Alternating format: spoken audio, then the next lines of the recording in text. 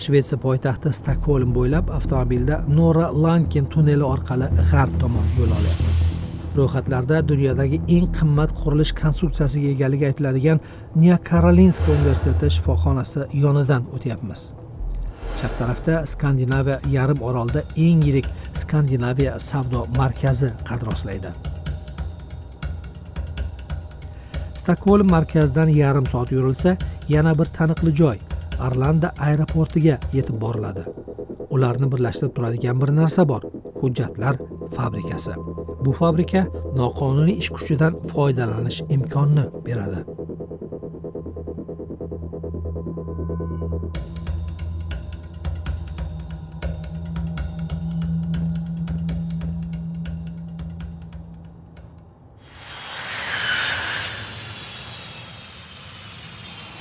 How was the flight? Yaxshi uchib keldingizmi? Yaxshi. Demak, parvoz yaxshi bo'ldi. Ha, 2 soatga yaqin. Erta yetib keldingiz. Meni Arlandada Shvetsiyaning TV4 telekanali tadqiqotchi jurnalisti Jessica Jonsson kutib oldi. Biz birga noqonuniy mehnat migrantlari qanday qilib uyushgan jinoiy guruhlar tuzog'iga tushib qolayotganini aniqlashga urinib ko'ramiz. Salom, bizga uyali telefon uchun to'lov kartasi kerak edi. Men o'zimni ish topish uchun hozirgina Shvetsiyaga kelgan odamdek tutaman. Siz eng yaqin yo'ldan yurmoqchimisiz yoki eskalatorga chiqasizmi? Soat avgust oyining seshanbasi ertalabki 10 ga yaqinlashib qolgan. Stokgolmdagi Birtahem porti Shvetsiyadagi eng yirik bandargohlardan biri. Salom, bu yerga 2 nafar jurnalistni boshlab keldim. Ular men bilan, xabaringiz bo'lsin. Hozir Rigadan yo'lga chiqqan parom o'ng tarafimizdan kirib kelmoqda. Hisob kitobimiz bo'yicha so'nggi 1 yilda Markaziy Osiyodan deyarli 2000 kishi talablarga javob bermaydigan vizalar bilan bu yerdan o'tib ketgan. Robert Lindstrom 28 yildan beri politsiyada ishlaydi. Shulardan 9 yili mana shu portda. 45 daqiqada bu yerdan 5000 ga yaqin yo'lovchi o'tadi. Bu oqimdagi barcha sayyohlar orasida so'nggi 2 yilda tushuntirish qiyin bo'lgan bir holat yuzaga keldi, dedi Robert Lindstrom.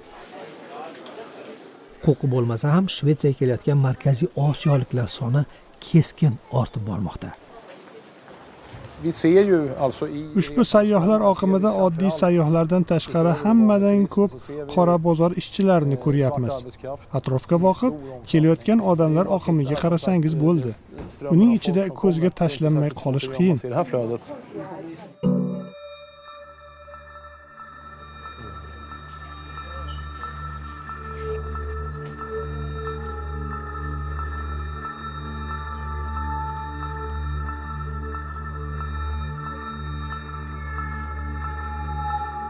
Hej, pratar svenska? English? Yeah. Kom. Document, please. Oh no, document. You live here in Sweden? Tourist. Tourist? Going back today? There. Okay. Thank you. Bye.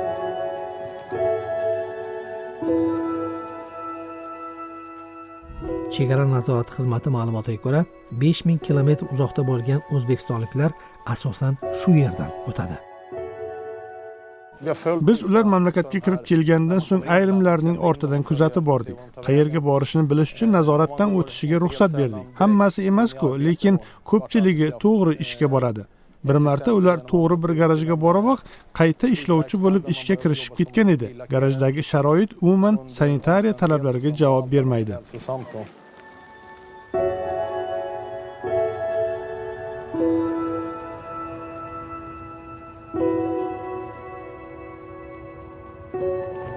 Qanday qilib bu odamlar paromdan tushishi bilanoq ruxsatnomasiz ish topishadi? Qanday shartlarda?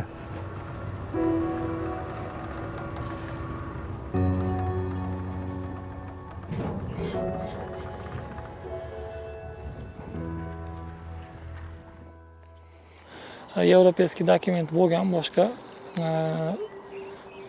nima poddelka emas, o'zi rostdan Yevropadan qildirganman, lekin uni srok o'tib ketdi. Biz Shvetsiyaga 1 yil muqaddam kelgan o'zbek yigiti bilan aloqaga chiqdik. Said deb nomlaganimiz bu shaxs yaxshi hayot orzusida bu mamlakatga kelgan. Unga qurilishda qonuniy ishlash va'dasini berganlar. Biz kelganda firma bizga kontraktga berish kerak edi. Shunaqa bo'lib gaplashgandik.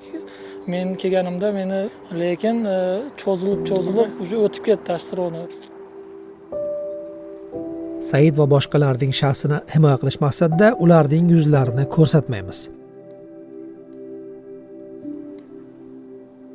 Shu stroykada ishlaymiz-da, stroyka.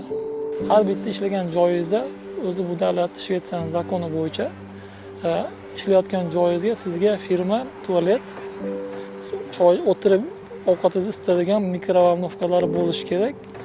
Shunaqa yo'q joylarga ham biz jo'natadi, iloji yo'q ishlashga to'g'ri keladi ancha-muncha holatlarda. Saidga ko'ra, Shvetsiyaga kelganlar o'z maoshlarini olishlari uchun bankda hisob raqami ochishlari kerak. Bank hisobini ochishga esa Shvetsiyada shaxsingizni tasdiqlovchi hujjatga ega bo'lishingiz kerak.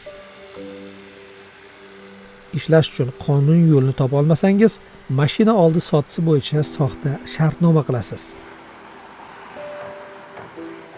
Kontrol kattaroq bo'ladi deb eshitdim. Men o'zim ko'rganim yo'q, lekin bolalar bor. Shunaqa mashina orqali samolyotni sinovlashtirgan meniki. Soxta bitim bilan qanday qilib hujjat olish mumkinligini aniqlash maqsadida biz bir necha kishi bilan gaplashdik. Ular Said singari Shvetsiya tizimiga orqa eshikdan kirish yo'lini so'zlab berdilar.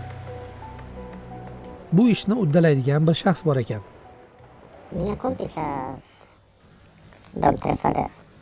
Mening do'stlarim u bilan uchrashishgan. Men uni ular orqali bilaman. Demak, do'stlaringiz orqali u bilan tanishdingiz. Ha. Uning qo'lidan qanday ish kelar ekan? Ular menga uning muvofiqlashtirish nomerini olishga yordam bera olishini aytishdi. Keyin ishlay olishim, bank hisobi ochishim mumkinligini aytishdi.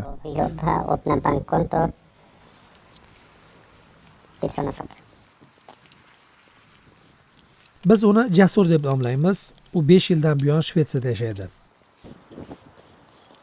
Jasur Shvetsiyada ish beradigan hujjatni qanday olganini so'zlab berdi. Do'stlarim menga muvofiqlashtirish hujjatisiz ishlay olmasligimni aytishdi, dedi u. Jasurga yordam bermoqchi bo'lgan odam Shvetsiya tizimiga o'rnashib olishning oson yo'lini biladi. Buning uchun sizda ishlatilgan avtomobil va pochta adresi bo'lsa yetadi. Jasur biz Akmal deb nomlaganimiz shaxs bilan aloqa o'rnatadi. Bu yigit Shvetsiyadagi o'zbeklar orasida mashhur. Ular uchrashishga kelishib oladilar. Jasur Stokholm chekkasidagi Sollentuna mavzesidagi kutubxonaga boradi. U o'zi bilan pasporti nusxasi va naqd pul olib olgandi.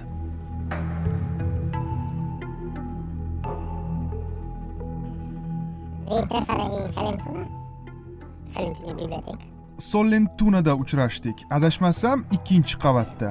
U mendan kutib turishimni so'radi. U menga ishlay olishim, bank hisobi ocha olishim va soliq to'lay olishimni aytdi. Lekin buni qanday qilishimni aytmadi. Biz Akmal bu ishni qanday qilishini aniqladik.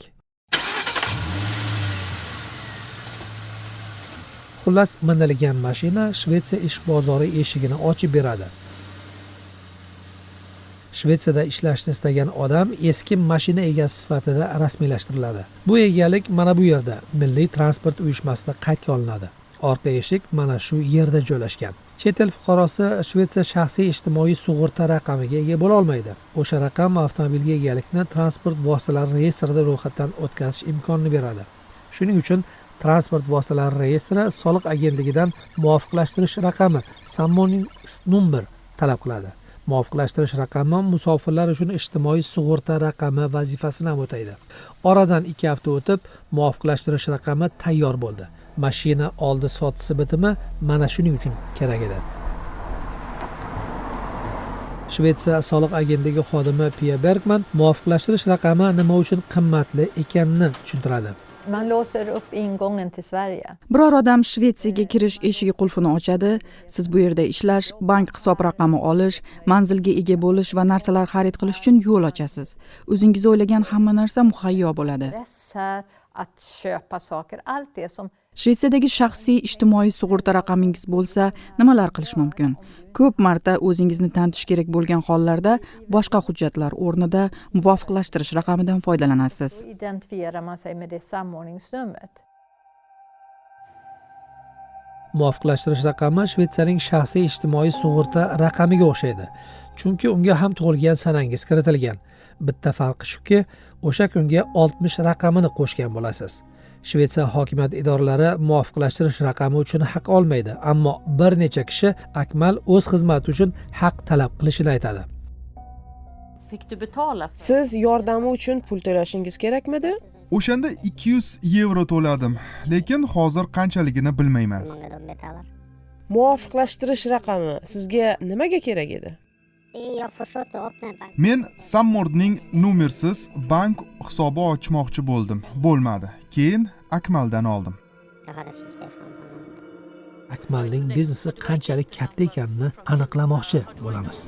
Muvofiqlashtirish raqamini tayyorlashga qancha vaqt ketadi? 25 kun ketadi. Keyin ish topa olamanmi? Masalan, qo'lingizda muvofiqlashtirish raqami bo'lsa, ish topa olasiz deyishadi. Qo'lingizda muvofiqlashtirish raqami bo'lsa, odamlar bank kartangiz ham bo'lishi kerak deydi. Avtomobil olish orqali muvofiqlashtirish raqami olgan taqdiringizda ham bankda hisob raqami ochish juda qiyin. Bali, shunaqa deng. Hamma banklar ham hisob raqami ochib beravermaydi. Tushundingizmi? Bu ishni Stokgolm chekkalarida qilish mumkin, lekin shaharning o'zida juda qiyin. Juda yaxshi. Sizga yana qo'ng'iroq qilaman. Pas, men barotan boz dubora zang mezanim.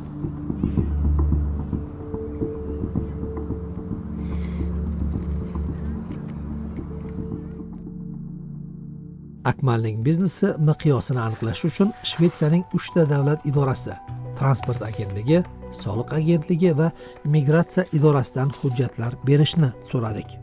Akmal soxta avtomobil xarid qilish bitimini tayyorlatganda arizasida kontakt, murojaat qilish manzilini ko'rsatgandi. U Stokgolm g'arbidagi shaharga tutash Hässelby-Dahasdagi 4 xonali kvartira. Transport agentligiga yozilgan arizalarda ham o'sha manziliga qayta ko'zimiz tushadi. Sirojiddin, o'zbekistonlik bo'lganingiz sababli o'zbek vatandoshlariga tegishli mana bu ayrim hujjatlarni ko'rishingiz mumkin. Yaxshi. Bular O'zbekiston pasportlari. Ha. Hujjatlar fabrikasi kattalashmoqda. Mana bu ko'plab avtomobillarning Hässelby-Dahasi 4 xonali kvartirasidagi egalari almashib turadi. Kamida 112 ta avtomobil ekan ular. Ayrim avtomobillarning egalari har hafta almashadi. 2016-yildan beri birgina mana shu manzilning o'zidan 1096 ta muvofiqlashtirish raqamini topdik. Kuniga deyarli bittadan to'g'ri kelyapti.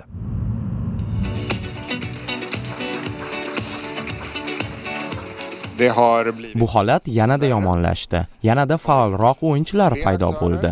Jamiyatda soxta hujjatlarni aniqlash imkoniyati unchalik o'zgargani yo'q. Anders Birkenheim qalloblik holatlarini aniqlash bo'yicha Shvetsiyaning eng mashhur xususiy mutaxassislaridan biri. U sudda bunaqa ishlarni ko'rib chiqish bo'yicha ekspert qilib tayinlangan va Shvetsiyada kompaniyalarni ro'yxatga olish idorasi maslahatchisi. Siz hujjatlar fabrikasini uyushgan jinoyat deb hisoblaysizmi yoki boshqacha tavsiflaysizmi? Men uni yaxshi tashkillashtirilgan deb bilaman. U kamida 2016-yil boshida ishga tushirilgan va ishlab kelmoqda. Fabrika kamida 1100 ta hujjat tayyorlab bergan. Shunchalik yaxshi tashkil qilinganki, katta foyda oladi va Shvetsiyadagi uyushgan jinoyatchilikni mablag' bilan ta'minlab turadi. Said muvofiqlashtirish nomerini qonuniy yo'llar bilan olganini aytadi. Hässelbydagi soxta hujjatlar fabrikasidan emas, lekin Said baribir boshi berk ko'chaga kirib qolgan. U ish bitimiga ega bo'lmagani uchun bank hisobi ocha olmagan. Bankda hisobing bo'lmasa, oylik ham yo'q. Dekabr 1 olgan oyligimni boshqa bitta tanishimiz shotiga tushirib bergan. Shunaqa bank karta ochtirsang keyin tushiramiz, bo'lmasa olmaymiz deb. Endi ishlayapman, lekin oyliklarda ololmayapman. Nimaga deganda bank karta yo'q, firma только shu o'zingni bank kartangga qilib beramiz deyapti. Biz 2016-yildan beri Transport Tirilson transport agentligi Hesselbidagi manzildan ulovlar egaligini o'zgartirish to'g'risida yuborilgan barcha arizalar bilan birga yuborilgan hujjatlarni ko'rib chiqamiz. Har bir arizaga pasport nusxasi va muvofiqlashtirish nomeri olish uchun iltimosnoma tirkalgan. Hujjatlarning barchasiga xos bo'lgan qo'l yozuvini ko'rasiz. O'zbekistondan Qashqadaryo viloyatidan uning nomidan tayyorlangan hujjatlardagi imzolarga qarasangiz, ular turlicha ekanini ko'rasiz. Mana bu Kirill alifbosida. Hech narsani tushunib bo'lmaydi. Bundan kimdir o'ta no'noqlik bilan nusxa olmoqchi bo'lgan, lekin bu Kirill alifbosida emas. Menimcha boshlanishi yomon emas, lekin qaysi imzolar to'g'ri kelishini aniqlash uchun mutaxassisga murojaat qilishimiz kerak. Mutaxassis bo'lgan kishiga. Ushbu arizalarni tayyorlash ortida Akmal turgani yoki yo'qligini aniqlash uchun hujjatlarni Norvegiyadagi husnixat bo'yicha sud eksperti Reidun Wilhelmsenga yuboramiz. U boshqa joylar qatori Norvegiya politsiyasida ham ishlagan.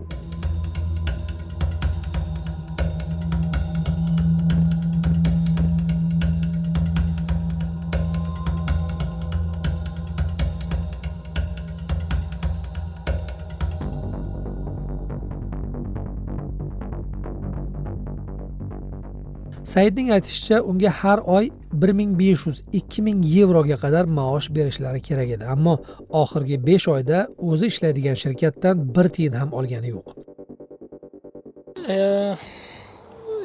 Shu birinchi oylikni ishlab turibman eplab, shu birinchi oyligimni eplab, shu biroda ozgina qarzi bor edi mendan, shu qarzidan olganman, uyga shu puldan to'lanyapti. Qolgan rasxodlar endi shu birinchi oyda olgan oylik shu yegan ichganga, oziq-ovqatga deganda. Bu yerda yurishlik, anaqa SL kartaga to'lab eplab yetkazib turibmiz. Ish beruvchilar hujjatlar fabrikasi orqali arzon ish kuchidan foydalanadi. Ishlovchilar og'ir sharoitlarda ham ishlashga rozi bo'ladi. Ish kuchi noqonuniy, biroq bir qarashda qonuniyday tuyuladi, chunki ishlovchilar qo'lida muvofiqlashtirish raqami bor. Soxta avtomobil xarid qilish bitimi orqali olingan muvofiqlashtirish raqami noqonuniy ish kuchi uchun soxta niqobga aylandi.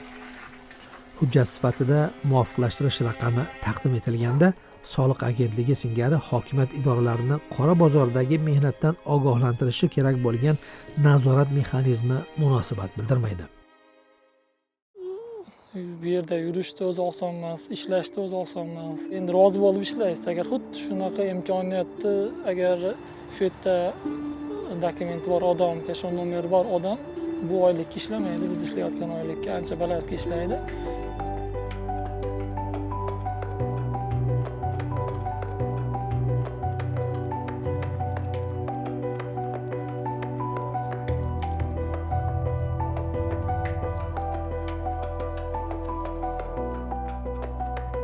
Saidning ishonishicha, Shvetsiya hukumati unga o'xshagan odamlarni ekspluatatsiyadan himoya qilishi kerak. Sizga men o'zim ham juda yaxshi tushunmayman, nimaga deganda налог to'laymiz, shvedlarga o'xshab, lekin vaqt kelganda shvedlarga o'xshab biz himoyalana olmaymiz. Said Shvetsiyada qonuniy ishlash haqqi bo'lmagani uchun ish beruvchisining aytganini qilishga majbur. Endi hozir bu yerda ishlab turish katta risk. Birinchi risk shu oylikni olishlik bo'lsa, ikkinchi risk iloji boricha polislarning qo'liga tushmaslik. Nima deganda ular tushib qoladigan bo'lsangiz, jo'natib mumkin, deportatsiyaga tushib qoladigan bo'lsangiz, oyliklar ololmasdan ketishligi mumkin. Shu katta risk. Iloji boricha shu ehtiyot bo'lib turish kerak. Yo bo'lmasa ancha-muncha tekshirib qolishi mumkin. Shunaqa nimalardan migratsioniydan kelib tekshirib qolishi mumkin. Endi shulardan ehtiyot bo'lib turish kerak. Nimaga deganda tushib qolsang, shuncha ishlagan oylik bu firmaga ham foyda bo'lib qolishi mumkin. Shvetsiyaga kelib ishlayotgan va biz bilan suhbatlashganlarning aksari mehnatga layoqatli erkaklar. Sora deb nomlayotganimiz ayol ham bu yerga ishlashga kelgan. Shaxsini himoya qilish maqsadida uning yuzini ko'rsatmaymiz. Biz uning ovozini ham o'zgartirdik, lekin bu undan so'zma-so'z yozib olingan hikoya. Sora bank hisobi ochish uchun soxta hujjat tayyorlovchilardan yordam istagan, ammo baxti yurishib qisqa ish bitimi olgan va muvofiqlashtirish raqami ochgan. Shu topda nima qilishimni bilmayapman. Bu ishlar boshlanganiga ham 1 yil bo'ldi. Hech narsa olmadim. Qarzga botib qoldim.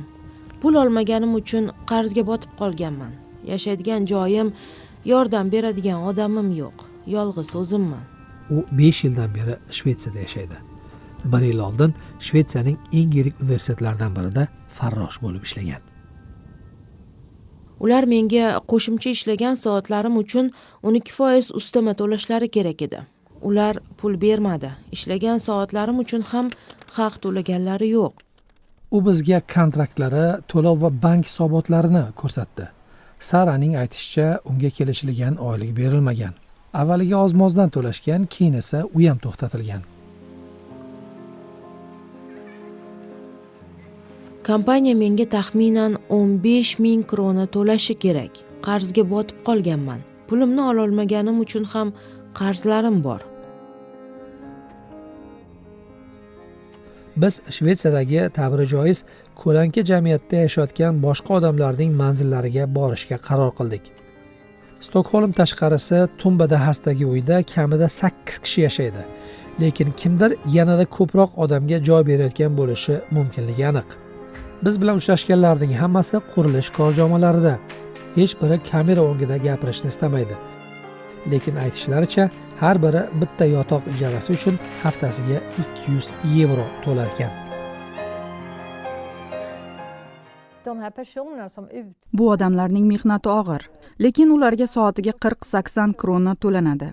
Aslida ularga qilgan mehnatlari uchun kamida 2 barobar haq to'lanishi kerak.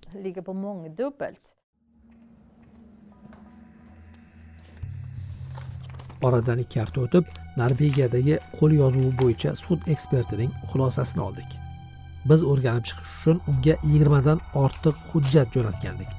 Hammasini sinchiklab, harfma-harf tahlil qilib chiqibdi.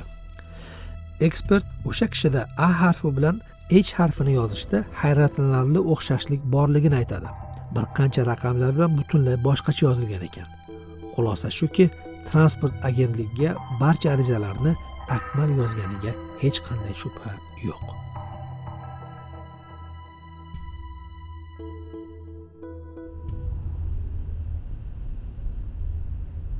Akmal Shvetsiyada ko'p yillardan beri yashab keladi, lekin uning Shvetsiya vatandoshligi yo'q.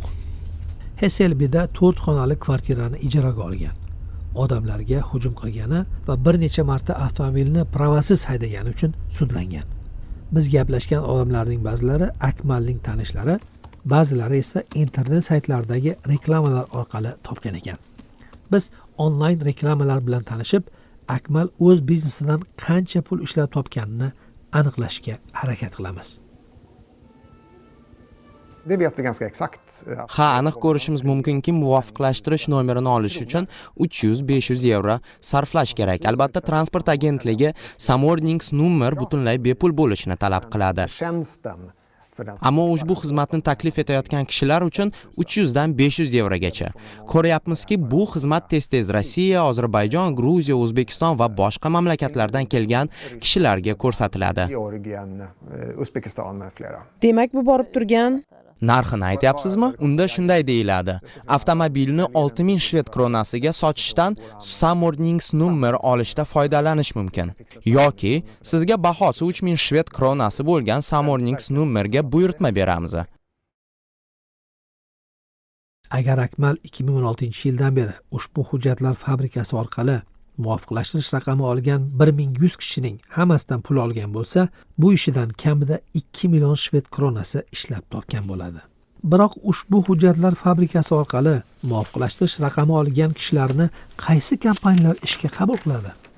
Biz 476 ta kompaniyani, mashhur mehmonxonalar tarmog'ini, bir yirik ishga yollash agentligi, bir necha konferensiyalar o'tkaziladigan zalni topdik. Lekin asosan 3 ta asosiy soha kompaniyalari bor ekan. Qurilish, tozalash, restoranlar. Ular vaqti bilan turli sud ishlarida ko'zga tashlanib qoladi. Masalan, Nya Karolinska shifoxonasi bilan bog'liq qora bozor mehnatidan foydalanganlik mojarosini olaylik. Ular bir kunlik hasharot singari faqat qisqa vaqt mavjud bo'ladi. Bo'ynidagi ulkan qarz bilan yopilib ketishdan oldin 1 yilcha faoliyat ko'rsatadi. Lekin yana shunday jiddiy kompaniyalar ham bor. Ro'yxatimizdagi kompaniyalar yarmini eng yuqori yoki ikkinchi eng yuqori kredit reytingi bor. O'sha kompaniyalar orasida kundalik yumushlarga chalg'ib, xatoga yo'l qo'yadiganlari ham bor. Ya'ni zikr etilgan hujjatlar fabrikasida kimligini tasdiqlovchi hujjat olganlar ham xato sabab ularga ishga kirib qolishi mumkin. Boshqalari esa bu ishni ataylab qilgan deydi Anders Berkenheim. Vi ställer inga frågor. Det har ett samordningsnummer, kanske som ett bankkonto. DIR Entrepreneur Ltd kompaniyasi Shvetsiyadagi eng yirik va hashamatli Skandinaviya savdo markazini tozalash bilan shug'ullanadi. DIR yana hujjatlar fabrikasidan muvofiqlashtirish raqami olgan eng ko'p ishchilar bor kompaniya hamdir. Kompaniya veb-saytida bu yerdagi Stokgolmdagi eng zo'r farroshlar ishlashi aytiladi. Kompaniya xodimlarining 34 nafari hujjatlar fabrikasi orqali muvofiqlashtirish raqami olganini ko'rishimiz mumkin. Salom Tommy, mening ismim Jessica va men TV4 ning tadqiqot dasturida ishlayman. Yaxshi. Biz o'rganib ko'rsak, bu yerda ishlash uchun O'zbekistondan juda ko'p odam kelgan ekan. Shirkatingiz juda ko'p o'zbeklarni ishga yollagan ekan. Nega? Men bu savollarga javob bera olmasam kerak.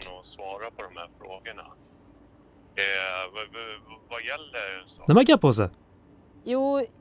Biz O'zbekistondan kelgan shaxslar bu yerda ishga joylashayotganini aniqladik. Kompaniyangiz juda ko'p o'zbeklarni ishga olgan ekan.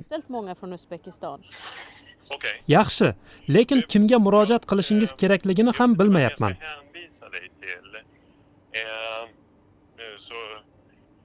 Men bunaqa savollarga javob beradigan xodim emasman. Agar telefon raqamingizni bersangiz, kimdandir sizga bog'lanishni iltimos qilishim mumkin.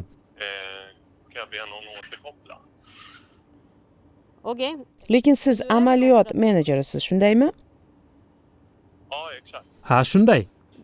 Ishchilaringiz orasida ko'plab o'zbeklar borligini bilasizmi? Agar telefon raqamingizni yuborsangiz, kimdir siz bilan bog'lanishiga va'da beraman. Amaliyot menejer so'ngra faqat elektron pochta orqali javob berishni lozim topdi. U shunday deb yozadi: Biz migratsiya idorasidan biror kishining ishlash huquqi yo'qligi yoki kelajakda ham yo'qligi haqida bildiruv olsak, zudlik bilan o'sha shaxs kompaniyamizda ishlamasligi chorasini ko'ramiz.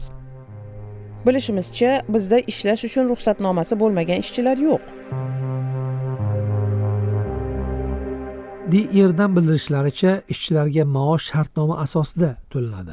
Kompaniya servis xizmati ko'rsatuvchi kompaniyalarning kasaba uyushmasi Almega a'zosi bo'lib, migratsiya idorasi bilan hamkorlik qiladi. Skandinaviya savdo markazining egasi bo'lgan Unibail Radamco Westfield vakili ishlashga ruxsatnomasi bo'lmagan ishchilarni ishlayotgan tozalash kompaniyasi borligidan bexabar ekanini aytadi. Bu mening qo'limdan keladigan ish emas. Biz ta'minotchilarni yaxshilab kuzatib boramiz. Biz buni o'rganib chiqib, keyin sizga javobini berishimiz kerak, lekin biz bundan mutlaqo bexabar ekanmiz.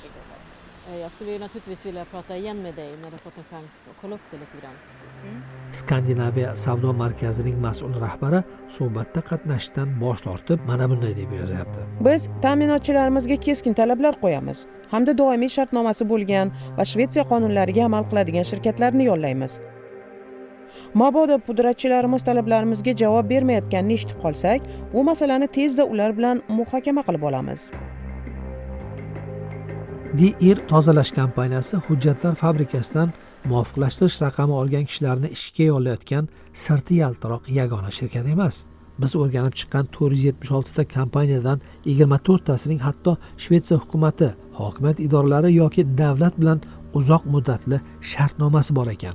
Om de Agar ular ko'plab kompaniyalar iddao qilayotganiday chindan ham munosib mehnat bozori bo'lishini, munosib siyosat yurgizishni, axloqan himoya qilsa bo'ladigan pozitsiyada turishni istasa, siz ham yordam berishingiz mumkin. Ammo bunaqa holatlarda ish joyingizda noqonuniy ishlayotgan kishilar bo'lmasligiga ishonch hosil qilish uchun o'z hissangizni qo'shmagan bo'lib chiqasiz. Valet är ditt. Vi tar ansvaret. Allianz Plus tozalash kompaniyasida ana shunday foydali shartnomalardan biri bor. Hamda Orlando aeroportidagi chegara politsiyasi binolarini tozalash bilan shug'ullanadi. Chegara politsiyasi noqonuniy immigratsiyaga barham berish kerak bo'lgan idoradir. Joriy yil yanvarda Shvetsiyaning bir gazetasi Orlandodagi bir qancha farroshlarni vizasi va ishlash uchun ruxsatnomasi yo'qligini oshkor qildi. O'sha farroshlarning kamida bir nafari biz fosh qilgan hujjatlar fabrikasidan kelgan ekan. Bu har holda ataylab qilinmagan. Biz soliq agentligidan berilgan Samordningsnummer hujjatiga va migratsiya agentligidagi kurator bilan og'zaki kelishuvga ishonib kelganmiz. Allianz Plus vakilining aytishicha, kompaniyasi bu ish bo'yicha tergov o'tkazgan hamda ishlash uchun ruxsatnomasi bo'lmagan kishilarni ishdan bo'shatgan. Yana bitta misol Solnadagi Nya Karolinskadir. Hujjatlar fabrikasidan olingan muvofiqlashtirish raqami bilan kamida 8 kishi ushbu shifoxona qurilishida ishtirok etgan kompaniyalarda ishlagan. Ayni shirkatlarning bir qanchasi bankrot deb e'lon qilishlari uchun ariza berdi va biznes yuritishdan chetlatildi. Nya Karolinskaning mijozi Stockholm Läns Landsting bo'lgan bo'lsa, endi u region Stockholm deb ataladi. Bu katta bino. U yerda ko'plab shirkatlar ishlaydi. Lekin ular orasida ishga aldov yo'li bilan kirib olgan ishonchsiz shirkatlar ham bo'lishi mumkin. Bunga yo'l qo'ymaslik mumkin deb o'ylamaysizmi? Ha, mumkin deb o'ylayman. Bizda kelishuv bor. Unga ko'ra biz bilan shartnomaga erishgan Shvetsiya shifoxonalari sheriklari shirkati qurilishga mas'ul deb aniq-tiniq yozib qo'yilgan. Ular shuningdek barcha pudratchi shirkatlar ishiga ham mas'ul. Ular bu holatlar takrorlanmasligi uchun amaliy qadamlar tashlaganlar. Xullas, shartnomamiz zo'r natija berdi. Så avtalet har fungerat utmärkt. Lekin natijada bir nechta shirkat odamlarni noqonuniy ishga olganini e'tirof etmaysiz. Demak, shartnomangiz zo'r natija berdi, to'g'rimi? Shartnoma zo'r hamma odamlar uchun. O'zimiz Akmal deb atagan kishi bilan muloqot qilishga urinib ko'rishga qaror qildik. U Shvetsiyada o'tadigan hujjatini olishga o'ta muhtoj bo'lgan kishilar sabab millionlab pul ishlab olgan. Biz Shvetsiyada o'tadigan hujjatni olishga o'ta muhtoj bo'lgan kishilar sabab millionlab pul ishlab olgan Akmaldan intervyu olmoqchimiz. U Hesselbidagi 4 xonali kvartirada yashovchi kishi sifatida ro'yxatdan o'tgan. Hali ham biznesini to'xtatmaganidan xabarimiz bor. Hatto kuzda ham transport agentligi o'sha qo'l yozuv bilan yangi arizalar yuborildi.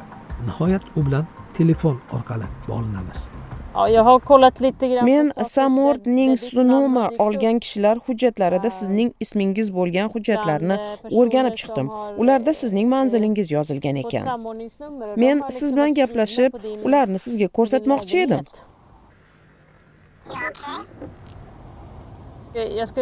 Chunki ularni ko'zdan kechirganimda siz ularga yordam bergandek tuyuldingiz. Men yordam beribmanmi? Meni? Yo'q, men bu ishni qilmaganman. Men transport agentligiga jo'natilgan va manzilingiz ko'rsatilgan hujjatlarni ko'zdan kechirganimda, ulardagi qo'l yozuvlari avtomobilingizni sotganingizni xabar qilganingizda ishlatilgan qo'l yozuvi bilan bir xil ekan. Barcha hujjatlardagi qo'l yozuvlari hamda transport agentligidan barcha hujjatlarimni u olib ketgan edi. U mening sumkalarim, barcha hujjatlarim, hamma narsani olib ketgan. Men hech narsa qilganim yo'q. Akmal intervyu berishdan bosh tortadi va aybsiz ekanini aytadi. Transport agentligiga borilgan barcha arizalar ortida boshqa kishi turgan, ammo u ayni paytda mamlakatdan chiqib ketgan emish.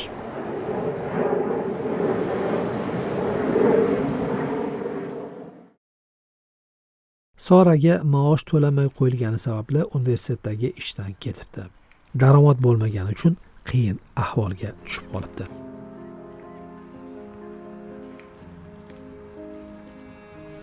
Ijara pulini to'lay olmaganim uchun kvartiradan haydab yuborishdi. Ko'p vaqtimni ko'chada o'tkazdim. Och qoldim. Uzoq vaqt yuvinishga ham imkonim bo'lmadi. Hidlanib yurdim. Ayol kishi bunaqa ko'rguliklarga qanday chidashi mumkin axir?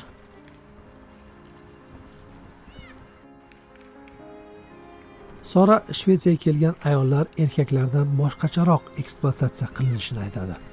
Menga agar bir hafta bepul ishlashga rozi bo'lsam, ish berishlarini aytishdi. O'sha hafta oxirlariga borib, ular menga yo shef bilan birga bo'lasan, yo ishsiz qolasan deyishdi. Qaysi yo'lni tanlar edingiz? Ko'p ayollar yuzini teskari buradi. Farzandlarini o'ylaydi va shunday qilishga majbur bo'ladi. Rozi bo'lishdan boshqa chorasi qolmaydi. Ular qilishi kerak bo'lgani uchun ham shu ishni qiladi. Ularga farzandlarini boqish uchun pul kerak. Men bu ishni qila olmadim.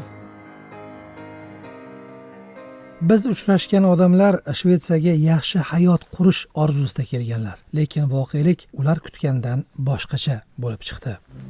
Bular barchasi qora mehnat bozori bilan birga barchasi hokimiyat qullikka yordam berayotganidan boshqa narsa emas.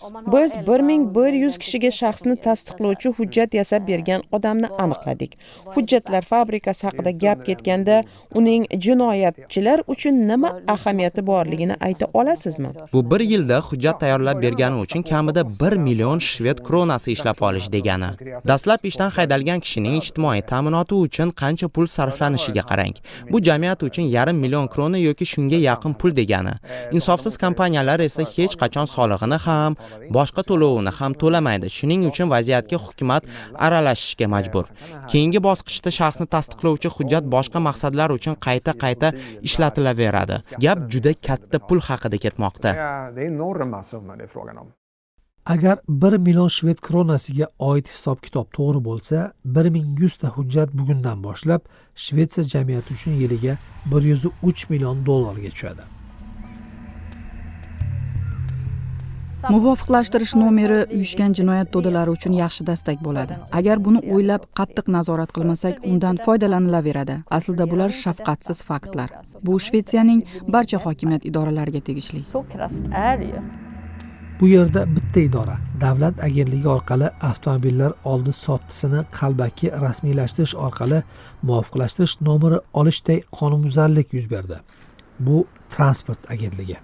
Kamida 3 yil davomida avtomobillariga egalik reyestridan Hesselbidagi kvartiradan turib noto'g'ri foydalanildi. Bitta manzildan 1100 ta hujjat. Kamida 112 ta ro'yxatga olinmagan avtomobil egalari almashib turgan. Yangi avtomobil egalaridan hech birining haydovchilik litsenziyasi bo'lmagan. Nega transport agentligi o'sha manziliga muvofiqlashtirish raqami yuborishni to'xtatmaydi? Ularga pasportning nusxasi to'g'ri bo'lsa bo'ldi. Avtomobil egasining almashishi jinoyat emas. Pochtangizni boshqa manzilga jo'natish ham jinoyat emas. 1100 ta hujjatning hammasi bir qo'lda yozilishi shablon emasmi? Ha, bir narsa deyish qiyin. Balki u tilni, hujjatlarni tayyorlashni biladigan, hokimiyat idoralari bilan ishlab ko'zi pishgan odam sifatida yaxshi niyat bilan do'stlari va oilasiga hujjatlarni taqdim etishda yordam berayotgandir. Bu ham sabab bo'lishi mumkin. Men rus tilidagi veb-saytlarda reklamalarni topdim. Ularda aniq-tiniq qilib transport agentligi orqali Samordnings nomer olish xizmati taklif etiladi. Reklamada xizmat haqqi 3500 shved kronasi ekani ko'rsatilgan. 5000 kronaligini ham, 2000 kronaligini ham ko'rdim. Bundan xabaringiz bormidi? Yo'q, xabarim yo'q edi. Mana buni ko'rishingiz mumkin. Bittasini o'zim bilan birga olib keldim.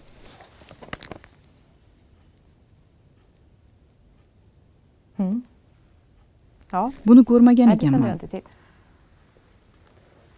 Bu sizlardan foydalanish yo'li. Ha, siz ming karra haqsiz.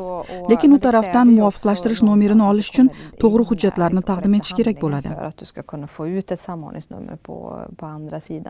Lekin hali ham bu shaxslarning qo'lida muvofiqlashtirish nomeri bor. Sentyabrgacha ular sizlardan muvofiqlashtirish nomerini olgan. Men sizga aytdim-ku, biz bu manzilga hujjat berishni to'xtata olmaymiz dedim. Biz faqat taqdim etilayotgan hujjatlar yetarli bo'lmagan taqdirdagina yo'q deymiz. Unda nima qilishingiz mumkin? Biz qo'limizda mavjud ko'rsatmalarga amal qilamiz. Biz hujjatlarni olamiz va ko'rib chiqamiz. Bir necha variantimiz, bir necha qo'llaydigan usulimiz bor. Agar ariza to'g'ri to'ldirilgan bo'lsa, biz uni hatto qandaydir noqonuniy holat shubha qilingan taqdirda ham ma'qullamaslikka haqqimiz yo'q. O'zbekistonda Soraning qizi qolgan. Uni 5 yildan beri ko'rgani yo'q. Sora endi vataniga qayta olmaydi. U Shvetsiyadan boshpana so'ragan. Bu O'zbekistonda og'ir jinoyat hisoblanadi. Bu jinoyat uchun qamalishi ham mumkin. Bir farzandim bor. Uni maktabni bitirgandan beri ko'rganim yo'q. Uning to'yiga bora olmadim. Hatto u farzandli bo'lganda ham yonida bo'lmadim.